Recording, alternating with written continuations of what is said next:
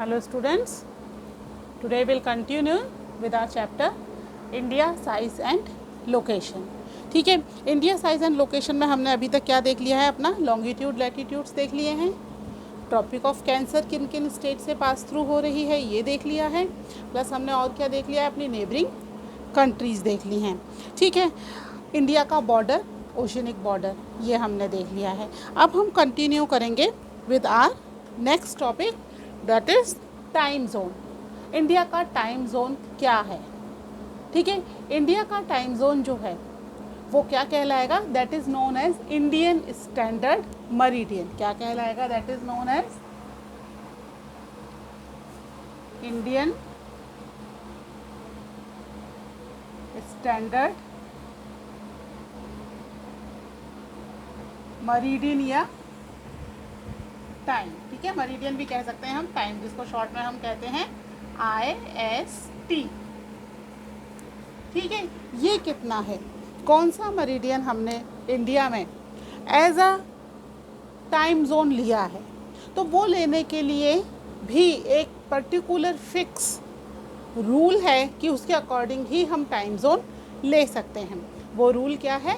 That is we have to take a standard meridian which is divisible by 7.5. ठीक है, अब यहाँ पर हाफ का मतलब 50 नहीं है, यहाँ हम टाइम के अकॉर्डिंगली हाफ करेंगे तो 1 घंटे का हाफ कितना होगा? 30 मिनट्स. ठीक है, यानी 7:30 मिनट से जो डिविजिबल है वही हम स्टैंडर्ड मरीडियन ले सकते हैं. ठीक है, तो इंडिया के इस पूरे एरिया में जो स्टैंडर्ड मरीडियन सेट किया गया है जो कि 7 डिग्री हाफ मिनट से भी डिविजिबल है, that is 82 degree 30 minutes east. ठीक है, ईस्ट क्यों है ये तो आपको पता है ना, कितना है वो अपना 82 डिग्री 30 मिनट्स ईस्ट है. ठीक है, तो ये कहाँ से पास थ्रू हो रहा है? ये उत्तर प्रदेश की एक जगह है मिर्ज़ापुर. ठीक है, मिर्ज़ापुर कहाँ पर है? ये उत्तर प्रदेश में है. वहाँ से ये पास हो रहा है ये मरीडियन, जहाँ पर कि एक टाइम ऑब्जर्वेटरी लगाई गई है. ठीक है, जैसा हमने देखा था ना ग्रीनविच में भी, ब्रिटिश में एक बहुत बड़ी ग्रीनविच में टाइम ऑब्जर्वेटरी लगाई गई है, ऐसे ही मिर्ज़ापुर में इंडिया की टाइम ऑब्जर्वेटरी है जो क्या कर रही है? इंडिया के लिए स्टैंडर्ड टाइम को फिक्स कर रही है. यानी पूरी कंट्री के अंदर कौन सा टाइम चलेगा? जो इस टाइम ऑब्जर्वेटरी के हिसाब से होगा. ठीक है, तो यहाँ पर जो टाइम होगा वो चलेगा. तो एक ही तरीके से ये हमारा टाइम का क्या हो गया है? एक फिक्स पॉइंट है कि इंडिया में 82 डिग्री 30 मिनट्स ईस्ट से जो मरीडियन पास हो रहा है, जिसकी टाइम ऑब्जर्वेटरी मिर्ज़ापुर उत्तर प्रदेश में है, या जो कि उसका सेंट्रल लोकेशन माना गया है, वहाँ से ये पास हो रहा है. ठीक है, तो इसको क्या कहेंगे हम? It is where it is located, it is located in Mirzapur Uttar Pradesh. ठीक है, it is means Indian standard time. ठीक है, ये जो लोकेटेड है वहाँ कहाँ पर लोकेटेड है? मिर्ज़ापुर उत्तर प्रदेश के अंदर लोकेटेड है. ठीक है, अब ये मिड पॉइंट तो हमने मान लिया, लेकिन इंडिया जो है काफ़ी बड़ा है, जोग्राफिकली अच्छी बड़ी कंट्री है ये. तो इसमें जो ये टाइम जोन है, तो क्या इसके हिसाब से ही सनलाइट स्प्रेड होगी पूरी कंट्री में? जब हमने लॉन्गिट्यूड्स पढ़े थे फर्स्ट लेक्चर में, हमने देखा था कि एक लॉन्गिट्यूड से दूसरी लॉन्गिट्यूड तक सनलाइट स्प्रेड होने में टाइम लग रहा है 4 मिनट्स, है ना. तो यहाँ पर ये जो दोनों लॉन्गिट्यूड्स हैं इनमें तो काफ़ी डिस्टेंस है. ठीक है, कितना डिस्टेंस है? लगभग ये वाला जो लॉन्गिट्यूड है ये कितना है? 68 डिग्री 7 मिनट्स ईस्ट, और ये वाला जो लॉन्गिट्यूड है ये है 97 डिग्री 25 मिनट्स ईस्ट. ठीक है, तो अगर हम इनमें एक रफली डिफरेंस निकालें तो ये डिफरेंस कितना हो जाएगा, निकालो इसका डिफरेंस, 29 पॉइंट समथिंग है ना। तो हम इसको 29 पॉइंट समथिंग ना करके हम क्या कर सकते हैं, इसको एक अप्रॉक्सीमेटली राउंड फिगर में ले लेते हैं, दैट इज़ 30। ठीक है, तो लगभग दोनों मरीडियन में कितना डिफरेंस है, 30 डिग्री का डिफरेंस है। ठीक है, जिसकी वजह से क्या हो रहा है, सनलाइट जो अरुणाचल प्रदेश बिल्कुल ईस्ट में है वहाँ सनलाइट पहले आएगी, क्योंकि ईस्ट में सनलाइट पहले आती है ना, तो यहाँ सनलाइट पहले आएगी, उसके बाद सनलाइट स्प्रेड होते होते अर्थ रोटेट होती जाएगी ना, तो इंडिया का और दूसरा पार्ट सन के आगे आता जाएगा। तो रोटेट होते होते जब तक यहाँ आएगी तब तक यहाँ 2 घंटे बीत चुके होंगे। कैसे बीत जाएंगे, कैलकुलेशन आपको बताई थी करनी मैंने। ठीक है, तो देयर इज अभी मैं वापस आपको बताती हूँ, उससे पहले क्या देख लो कि यहाँ पर इन दोनों लॉन्गिट्यूड्स में सनलाइट स्प्रेड होने में लगभग 2 घंटे का टाइम लग रहा है, या यूँ मान लें कि अर्थ जो है रोटेट होकर के इंडिया पूरा अर्थ के सन के आगे से गुजरने में पूरे 2 घंटे लग रहे हैं। ठीक है, तो यहाँ पर क्या आ गया, क्या है कि फ्रॉम गुजरात टू अरुणाचल प्रदेश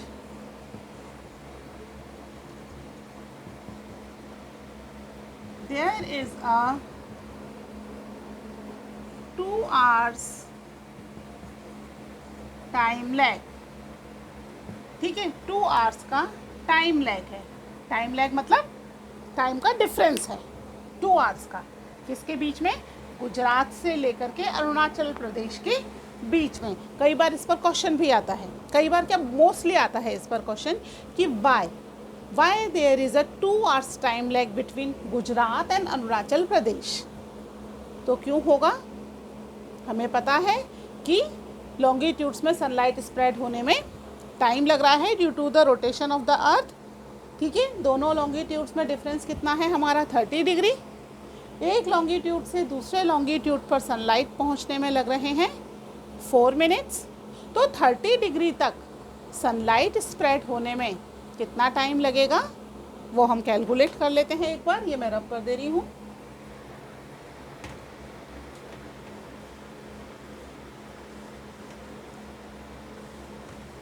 ठीक है, तो हम निकाल लेते हैं डिफरेंस।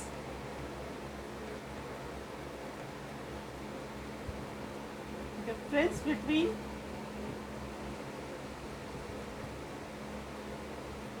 टू लॉन्गिट्यूड्स आर कितना आ गया, 30 डिग्री। ठीक है,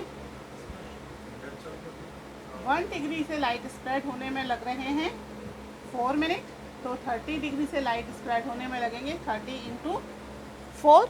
और हमें ये कैलकुलेशन भी किस में चाहिए, आवर्स में चाहिए। अगर मिनट्स में चाहिए तो ये सही कर लेंगे, लेकिन हमें किस में चाहिए, हमें ये कैलकुलेशन आवर्स में चाहिए। आवर्स में चाहिए तो 1 आवर में कितने मिनट्स होते हैं, दैट इज़ 60। ठीक है, तो आया 3 4 जा, यहाँ पर नीचे कर लेते हैं, 3 4 जा 12 डिवाइडेड बाय 60, 6 2 जा 12, तो हमारे पास आ गए 2 आवर्स। ठीक है, पता चल गया क्यों हो रहे हैं 2 आवर्स, क्योंकि दोनों लॉन्गिट्यूड्स में जो डिफरेंस है दैट इज़ 30 मिनट्स। 30 मिनट्स के डिफरेंस की वजह से यहाँ पर 2 आवर्स का टाइम लग रहा है। अंडरस्टूड, इतनी चीज़ समझ में आई क्यों है ये टाइम जोन। ये जो है 82 डिग्री 30 मिनट्स ही क्यों लिया है एज अ टाइम जोन।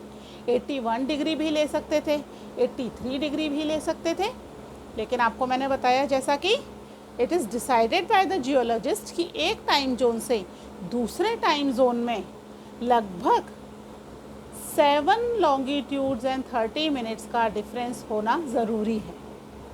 यानी जो लॉन्गिट्यूड 7.5 से पूरी तरीके से डिविजिबल होगा वही longitude as a time zone लिया जा सकेगा। इसलिए 82 डिग्री एंड 30 मिनट्स हैं, जिससे कि क्या हो, ये एक दूसरे से पूरी तरीके से 7.5 से पूरी तरीके से डिविजिबल है। ठीक है, ये चीज़ समझ में आ गई क्यों है डिफरेंस। ठीक है, इसको नोट कर लो आप, फिर मैं आगे बताती हूँ। अब यहाँ पर ये तो लॉन्गिट्यूडनल एक्सटेंट की वजह से डिफरेंस हो गया। ठीक है, अब लैटिट्यूड भी तो बहुत ज़्यादा है ना। इंडिया का लैटिट्यूडनल एक्सटेंट भी है। इस लैटिट्यूडनल एक्सटेंट की वजह से क्या हो रहा है, इंडिया ट्रॉपिकल जोन में भी है और सब ट्रॉपिकल जोन में भी है। नीचे वाला पार्ट ट्रॉपिकल जोन में है, ऊपर वाला पार्ट सब ट्रॉपिकल जोन में है। तो अगर हम ये देखें कि इंडिया के अंदर कन्याकुमारी और कश्मीर के अंदर डे एंड नाइट का टाइम बहुत ही डिफरेंट है। कन्याकुमारी में डे एंड नाइट लगभग इक्वल होते हैं। ठीक है, बहुत ज़्यादा डिफरेंस नहीं होता। जितने पूरा दिन है 24 आवर्स में से लगभग 12 घंटे के आसपास वहाँ सनलाइट रहती है और 12 घंटे सनलाइट नहीं रहती। वहीं अगर हम कश्मीर की बात करें तो वहाँ क्या होगा, वहाँ पर सनलाइट बहुत कम टाइम के लिए रहती है। अधिकतर टाइम क्या रहता है, रातें जो हैं nights are long and days are short. Why, ये भी क्वेश्चन आता है कई बार कि why there is a equal duration of day and night in Kanyakumari not so in the Jammu and Kashmir. ठीक है, तो ऐसा क्यों है ऐसा, क्योंकि इंडिया जो है ट्रॉपिक ऑफ कैंसर पर डिवाइडेड है। आधा पार्ट इंडिया का इक्वेटर में है।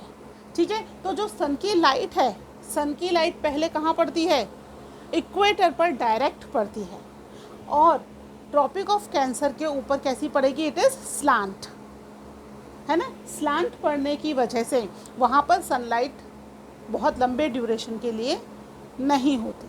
ठीक है, फिर जम्मू एंड कश्मीर हिमालय पर भी है, यानी ये थोड़ा ऊंचाई पर भी है, तो और सनलाइट यहाँ पर कम पहुँच रही है। जबकि कन्याकुमारी कहाँ है, ये इक्वेटर के पास में है। इक्वेटर से 80 डिग्री 4 मिनट्स ही दूर है बस। जबकि ये कहाँ पहुँच गया, 37 डिग्री 6 मिनट्स, ये इतना दूर पहुँच गया। ठीक है, तो इनके लैटिट्यूडनल एक्सटेंट की वजह से इसमें सनलाइट स्प्रेड होने में टाइम लग रहा है। ठीक है, तो हम देख लेते हैं Kanyakumari.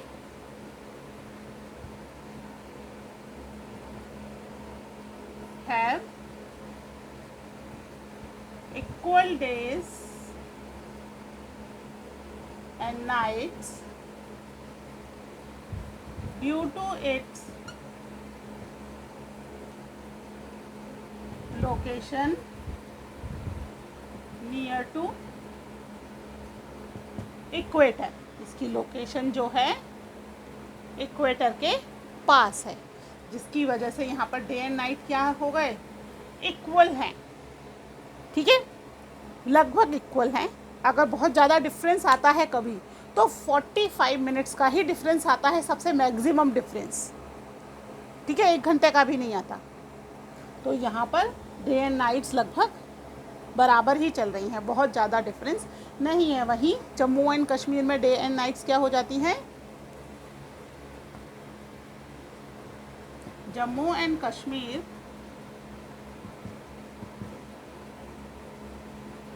is located above the tropic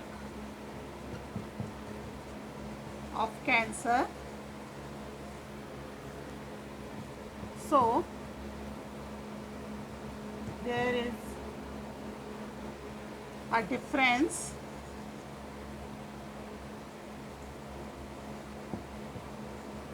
of day and night। ठीक है, यहाँ पर क्या हो जाएगा, days are short and nights are long. क्यों है, due to its location near to the equator, near to the tropic of cancer. तो यहाँ पर क्या हो गया, दिन और रात में फ़र्क हो गया, डेज आर शॉर्ट। ठीक है, बहुत ज़्यादा लंबे टाइम के लिए सनलाइट नहीं है। ठीक है, दूर है ना इक्वेटर से, तो सनलाइट स्लांटिंग है। तो यहाँ पर डायरेक्ट सनलाइट नहीं होने की वजह से क्या हो रहा है, यहाँ पर days are short and nights are long. एक बार इसको भी आप नोट कर लो, इस पर भी कई बार क्वेश्चन आता है। ठीक है।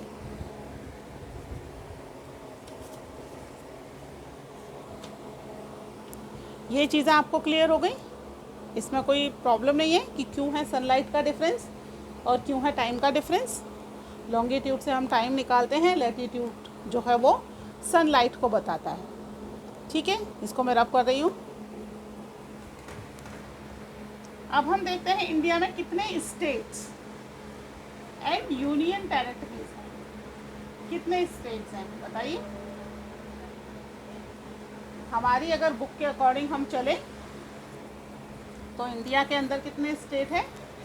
29 स्टेट्स एंड 7 यूनियन टेरिटरीज। ठीक है, लेकिन अभी लास्ट ईयर मोदी जी ने क्या किया,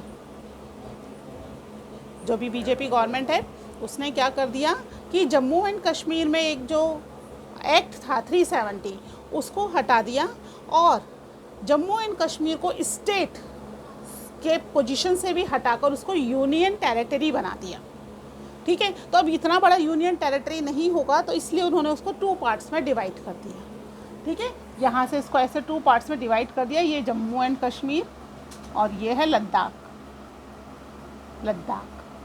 ठीक है, तो 2 पार्ट्स में डिवाइड कर दिया।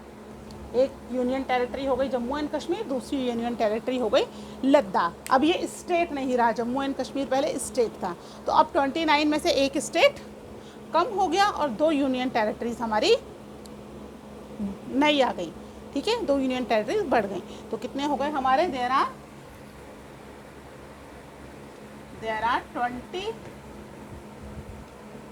states and 9 union territories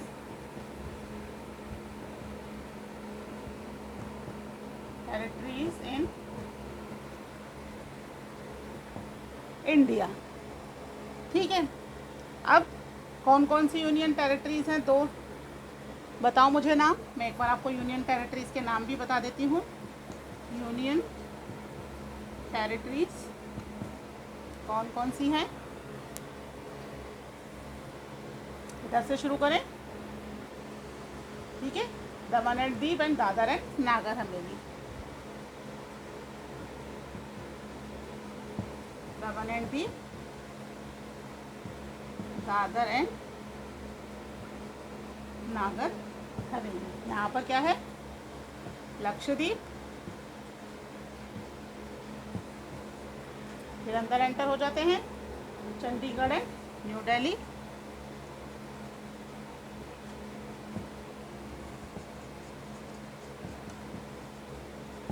फिर यहाँ पर अपना जम्मू कश्मीर एंड लद्दाख, जम्मू एंड कश्मीर लद्दाख। इधर आ जाते हैं पुडुचेरी,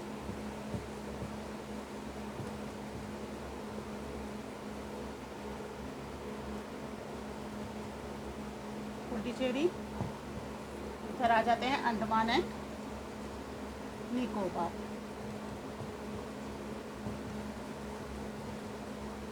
ठीक है, कितने हो गए? 1 2 3 4 5 6 7 8 एंड 9। हमारे 9 यूनियन टेरिटरीज हो। ठीक है, 9 यूनियन टेरिटरीज हो गई हमारी। ठीक है, तो बुक में दे रखा है बच्चे, उससे कंफ्यूज नहीं होना, क्योंकि कुछ चेंजेस हैं वो हमें अपने करने पड़ेंगे। ठीक है, नई बुक जो आएगी तो उसमें चेंज होकर आएगा, पर फिलहाल हमें ही चेंज करना पड़ेगा। तो हम कर लेंगे उसको कि 28 स्टेट्स हो गए एंड 9 यूनियन टेरिटरीज हो गई हैं इंडिया के अंदर। ठीक है, ये चीज़ क्लियर है। एक बार आप इनके भी नाम नोट कर लो। ठीक है, मैं इसको रब कर रही हूँ। अब नेक्स्ट हमारा आता है कि इंडिया की पोजीशन क्या है वर्ल्ड में,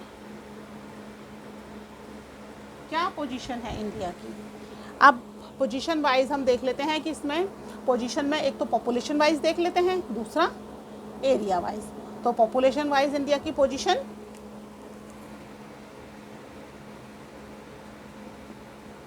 इंडियाज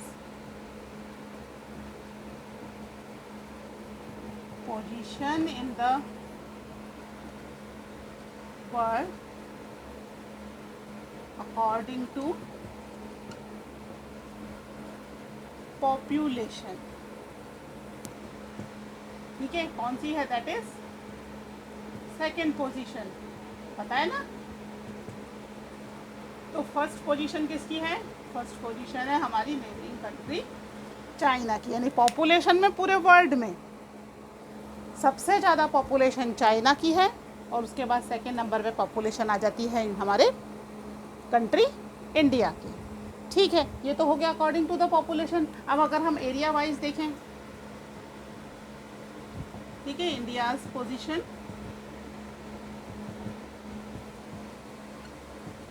इन द वर्ल्ड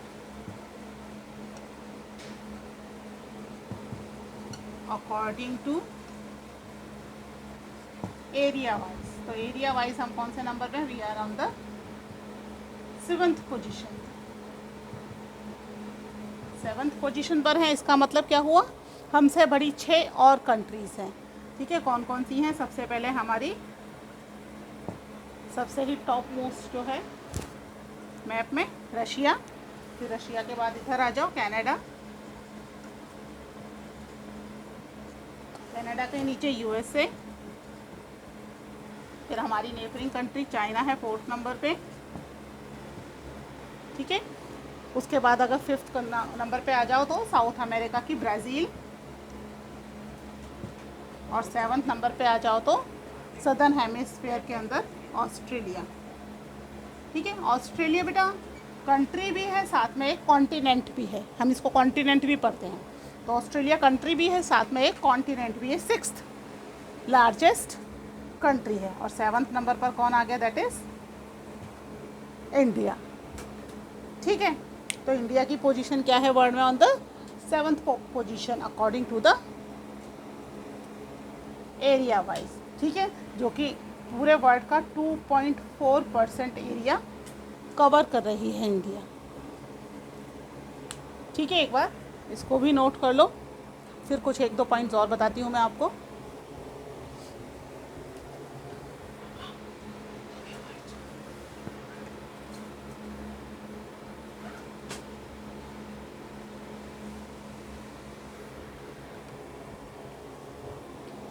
ठीक है, ये चीज़ें हो गई आपको क्लियर। इसके बाद अलावा क्या है कि भाई इंडिया के अंदर यहाँ पर अंडमान एंड निकोबार आइलैंड है। ठीक है, अंडमान एंड निकोबार लाइन का जो लास्ट टिप था दैट वाज इंदिरा पॉइंट। ठीक है, दैट वाज इंदिरा पॉइंट, अभी नहीं है। ये क्या हुआ? 2004 में सुनामी आई थी, सुना होगा आपने, एक बहुत ही डिवास्टेटिंग सुनामी थी, जिसकी वजह से ये Indira point it was submerged under the water. इस पूरे एरिया में बहुत ज़्यादा उसने नुकसान पहुंचाया था। It was very devastating. ठीक है, जिसकी वजह से इस पार्ट में भी, इंडिया के सदर्न पार्ट में भी काफ़ी नुकसान हुआ था। लेकिन ये वाला जो पार्ट है इंदिरा पॉइंट वॉज सबमर्ज्ड, ये तो डूब ही गया पानी के अंदर उसकी वजह से। ठीक है, तो अब जो इंडिया का सदर्न मोस्ट पॉइंट है वो दैट इज़ कन्याकुमारी। ठीक है, इसके अलावा एक और पॉइंट है हमारे पास कि पहले इंडिया आने के लिए जितने भी शिप थे वो पूरे शिप सेल होकर के अफ्रीका का चक्कर लगा करके इंडिया की तरफ आते थे थ्रू द इंडियन ओशन। आते तो अभी भी इंडियन ओशन से ही हैं, लेकिन वो पूरा पहले अफ्रीका का पूरा गोल चक्कर लगाना पड़ता था, यूरोप से आने वाले शिप हो या फिर अमेरिका से आने वाले शिप हो। बीच में क्या हुआ कि अफ्रीका और एशिया के बीच में एक पार्ट है जो कनेक्टेड था मेडिटेरियन सी के पास वाला, उस वाले पार्ट को काट कर वहाँ से कैनाल बना दी गई 1869 में। कब बना दी गई कैनाल? 1869 में। कौन सी कैनाल कहते हैं? उसे कहते हैं सुएज कैनाल। ठीक है, सुएज कैनाल बना दी गई 1869 में, जिसकी वजह से, ठीक है, in 1869 Suez Canal reduced the distance about 7,000 kilometre. ठीक है, यानी अब अमेरिका और यूरोप से आने वाले जितने भी शिप थे उनका इंडिया में आने का जो डिस्टेंस था वो लगभग 7,000 किलोमीटर रिड्यूस हो गया, कम हो गया। यानी जिन शिप को पहले पूरा एक चक्कर गोल अफ्रीका का काट कर आना पड़ता था, अब यहाँ बीच में एक कैनाल बनने की वजह से वो वहाँ से ही सीधे इंडिया के पोर्ट की तरफ मूव हो जाते हैं, है ना। यानी जो टाइम था वो रिड्यूस हो गया था। समझ में आया? ठीक है, हमने इंडिया की नेबरिंग कंट्रीज़ देख ली थी। अभी नेबरिंग कंट्रीज़ को एक बार हम अकॉर्डिंग टू द डायरेक्शंस भी देखेंगे। डायरेक्शंस क्या होते हैं? North, south, west and east. ठीक है, डायरेक्शन के हिसाब से हम उनको देखते हैं। डायरेक्शंस क्या हैं? That is north, south, east and west. तो इंडिया किस एरिया में सिचुएटेड है? दैट इज़ नॉर्थ ईस्ट, है ना। पूरा इंडिया सिचुएटेड है, लेकिन जो इसकी नेबरिंग कंट्रीज़ हैं वो नेबरिंग कंट्रीज़ कहाँ कहाँ पर हैं? तो हम इंडिया की नेबरिंग कंट्रीज़ और एक बार देख लेते हैं।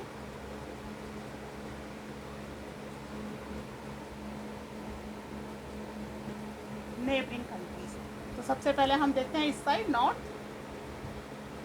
वेस्ट में। ठीक है, नॉर्थ वेस्ट में सबसे पहले हमारी कंट्री जो पड़ रही है, कौन सी पड़ेगी?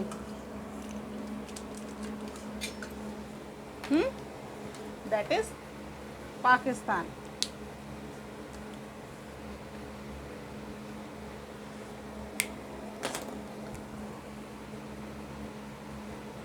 पाकिस्तान, फिर इधर की तरफ बताया था एक कंट्री और कनेक्ट हो रही है, दैट इज अफगानिस्तान। ठीक है, फिर अगर हम नॉर्थ में आ जाएं, नॉर्थ में हमारे पड़ रही है चाइना, नेपाल एंड नेपाल। ठीक है, भूटान चला गया ईस्ट में। तो अब नेक्स्ट हमारी है north eastern countries.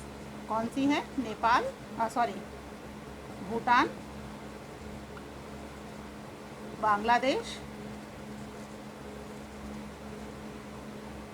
And Myanmar.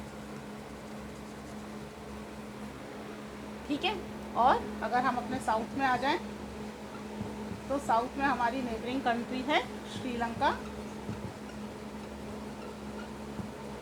And Maldives. ठीक है, श्रीलंका और मालदीव्स साउथ में हमारी नेबरिंग कंट्रीज हैं। ठीक है, तो टोटल हमारी 9 नेबरिंग कंट्रीज हैं जो कि हमें वर्ल्ड के दूसरी कंट्रीज से कनेक्ट करती हैं। 7 on the land side, 2 on the ocean side. ठीक है, आज के लिए बस इतना ही। इसको अच्छे से आप एक बार पढ़ लो। ठीक है।